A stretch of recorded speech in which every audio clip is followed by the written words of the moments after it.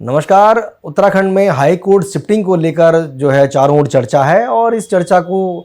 कल तब और जोर इसने पकड़ा जब उत्तराखंड के पूर्व मुख्यमंत्री भगत सिंह कोश्यारी ने पुष्कर सिंह धामी को एक पत्र लिखा है। उस पत्र में उन्होंने जो जनमत संग्रह हाई कोर्ट के द्वारा करवाया जा रहा है उसको लेकर जो है अपना एक प्रकार से जो है विरोध दर्ज किया है। उनका कहना है कि इस प्रकार से जनमत संग्रह होगा तो कल के दिन लोग जो हैं जो जिलाधिकारी के जो कार्यालय हैं जो और तहसील स्तर के हैं इस पर भी जो है लोग कोर्ट में लेकर जाएंगे और उससे एक बात और निकल कर आएगी। लोग जो हैं अपना विरोध करेंगे, प्रदर्शन होंगे, तमाम तरह की बातें हो सकती है। अब सवाल ये है कि जो नैनीताल में जो हाई कोर्ट है उसको हटाने को लेकर जो पहल थी वो इसलिए थी कि जब राज्य बना तो ये तय हुआ था कि जो राजधानी है वो देहरादून में बनेगी और जो नैनीताल है वहाँ हाईकोर्ट बनाया जाएगा ताकि जो गढ़वाल और कुमाऊं के बीच में एक सामंजस्य बना रहे कि दोनों क्षेत्रों को कुछ ना कुछ जो है दिया गया है। अब जब जो नैनीताल क्षेत्र है वो पूरी तरह जो है टूरिस्ट प्लेस बन गया है, वहाँ पर जो है रोजी रोटी का साधन जो है वहाँ का टूरिस्ट है, जो होटल हैं, ढाबे हैं, रेस्टोरेंट्स हैं, जो तमाम जो लोग वहाँ नौकायन के लिए आते हैं, वो झील देखने के लिए आते हैं, बर्फ़ के लिए आ रहे हैं, तमाम जो चीज़ों के लिए आ रहे हैं, तो उसके कारण एक डिस्टर्बेंस वहाँ क्रिएट हुआ। अब नैनीताल हाई कोर्ट और सरकार के बीच में एक तय हुआ कि भाई यहाँ से जो है हाई कोर्ट को शिफ्ट करना है और सरकार ने जो ऑप्शन दिया था नैनीताल हाई कोर्ट के लिए वो गौलापार का दिया। और जब गौलापार का डिसीजन हुआ तो उसके बाद सरकार ने खुद अपनी पीठ थपथपाई, तमाम तरह की बातें कही और उनको लगता था कि अब गौलापार हो जाएगा तो अब सब चीज़ें ठीक हो जाएंगी। लेकिन इसके बाद पता चला कि एनजीटी ने वहाँ पर जो पेड़ हैं वहाँ पर बहुत बड़ी संख्या में उनको काटने को लेकर जो है अभी एनओसी नहीं मिली है। तो जो 26 बीघा ज़मीन पे हाईकोर्ट बनाने की बात हुई थी उससे वहाँ पूरी भी नहीं हो पा रही कि वहाँ नैनीताल हाईकोर्ट की बिल्डिंग बन जाएगी और जो वकीलों के करीबन 7,000 वकील हैं उनके रहने का, उनके लिए अस्पताल की सुख सुविधाएँ, स्कूल वगैरह का जो इंतजामात हैं वो नहीं हो पा रहे थे। इस बीच जो हाई कोर्ट है उसने एक और आदेश दिया कि भाई क्या जो ऋषिकेश का आईडीपीएल क्षेत्र है वहाँ पर कोई एक ऐसा सेक्शन नैनीताल हाई कोर्ट का खोला जा सकता है। और ये चर्चा इसलिए आई कि आज की तारीख में नैनीताल हाई कोर्ट में जितने भी मामले चल रहे हैं उनमें से 75 से 80%, यहाँ तक कुछ मामले इतने ज़्यादा हैं कि सरकार ही इनमें इन्वॉल्व है। यानी कि जो इतने बड़ी संख्या में 70-80% जो मामले हाई कोर्ट में चल रहे हैं उन पर यह तो उत्तराखंड की सरकार वादी है या उसमें प्रतिवादी है। उत्तराखंड में जहाँ जो राजधानी क्षेत्र देहरादून है वहाँ के मुख्य सचिव, वहाँ के जिलाधिकारी, वहाँ के पुलिस कप्तान से लेकर तहसीलदार, पटवारी, कानूनगो, सचिव, अपर सचिव, नगर आयुक्त जैसे जो पोजीशन पे जो लोग बैठे हुए ये हर दूसरे तीसरे दिन आपको नैनीताल हाईकोर्ट में मिलते हैं। और इनके वहाँ आने जाने पर जो सरकार का है, जो उत्तराखंड टैक्स पेयर का जो है करोड़ों रुपए जाया हो रहा था। तो इसलिए ये बात निकल कर आई कि क्या जब आप गौलापार जो है वो तय नहीं हो पा रहा है कि वहाँ बननी है नहीं बनना है कोर्ट, तो अगर आईडीपीएल जो हमारी खाली जगह है वहाँ पर बनना चाहिए। इस बात की चर्चा अब कल से और तेज तब हुई जब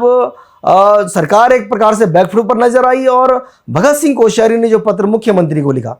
उस पत्र में उन्होंने जो गंभीर बातें लिखी हैं उनका कहना है कि भाई ये सरकार का काम है कि सरकार तय करे कि जो हाई कोर्ट कहाँ होना चाहिए या कोई विभाग कहाँ होना चाहिए। ये सारा इसमें जो है एक प्रकार से सरकार जो हाई कोर्ट का है उसका इंटरव्यू नहीं होना चाहिए। तो इस प्रकार की बातें आने के बाद जो भगत सिंह कोश्यारी का जो पत्र है उस पत्र के बहुत सारे सियासी मायने अब निकाले जा रहे हैं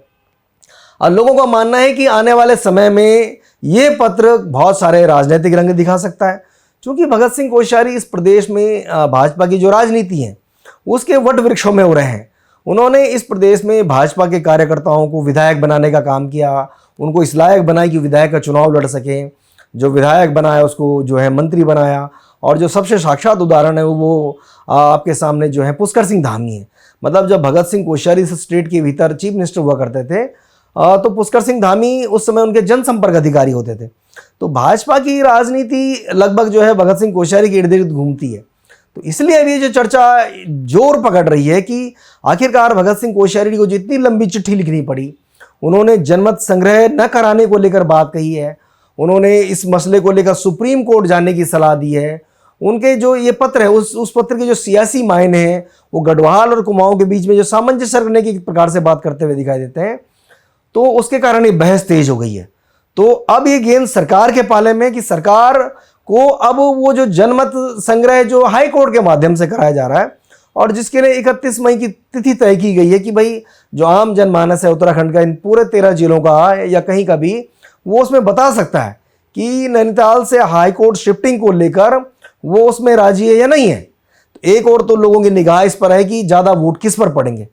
क्या गढ़वाल के लोग इसमें ज़्यादा पार्टिसिपेशन करेंगे या कुमाऊं के करेंगे या कुछ और होगा। लेकिन असल सवाल ये है कि जो भगत सिंह कोश्यारी का पत्र है, भगत सिंह कोश्यारी के पत्र ने उत्तराखंड की सरकार के जो राजनीतिक जो फैसलों की जो क्षमताएं हैं, जो शासनिक और जो प्रशासनिक क्षमता है, उन पर एक प्रकार से बड़े सवाल खड़े किए हैं। और अगर इस मामले का जो है समय रहते पटाक्षेप नहीं हुआ तो हो सकता है कि आने वाले समय में जिस प्रकार की बातें भी है कि क्या 4 जून के बाद जब चुनाव परिणाम आएंगे तो चुनाव परिणाम आने के बाद क्या उत्तराखंड की राजनीति कोई और करवट लेगी, क्या पुष्कर सिंह धामी का जो सुझाव था, जो पेपर्स उन्होंने गौला पार को लेकर जो समिट कोर्ट में किए थे, वो उस पर कुछ अमल करवा पाएंगे, क्या वो कुमाऊं क्षेत्र में कोई ऐसी ज़मीन और ढूंढ पाएंगे, नहीं ढूंढ पाएंगे कि जहां पर जो है जो जो जो सवाल कोर्ट के हैं कि वहां 7,000 वकीलों के रुकने का इंतजाम कैसा होगा, उनके लिए आवास का क्या होगा, उनके जो चिकित्सा सुविधा है उनका क्या होगा, और वो जो तमाम जो सवाल हैं उनका अगर पुष्कर सिंह धामी 1 महीने के भीतर जब तक ये रेफरेंडम हो रहा है उसके बीच अगर इंतजाम नहीं कर पाई तो इस बात की जो है ज़्यादा संभावना व्यक्त की जा रही है कि चूंकि IDPL वाला जो क्षेत्र है वो सरकार की ज़मीन है, वहाँ पर कोई पेड़ कटने का कोई इशू भी नहीं है। और जो और बड़ा सवाल है कि भाई जब उत्तराखंड की सरकार ही हाई कोर्ट में अधिकांश मामलों में वादी या प्रतिवादी के रूप में क्या जो सबसे सुटेबल जगह भी दिखाई देती है, क्या उसके ऊपर निर्णय होगा, इस पर सबकी निगाहें रहेंगी। लेकिन असल बात यही रहेगी कि क्या सरकार इस पर निर्णय कर पाएगी, नहीं कर पाएगी तो भगत सिंह कोश्यारी के इस पत्र का वो क्या जवाब देंगे, दे पाएंगे या नहीं दे पाएंगे। क्या सरकार भगत सिंह कोश्यारी के सुझाव को मानते हुए सुप्रीम कोर्ट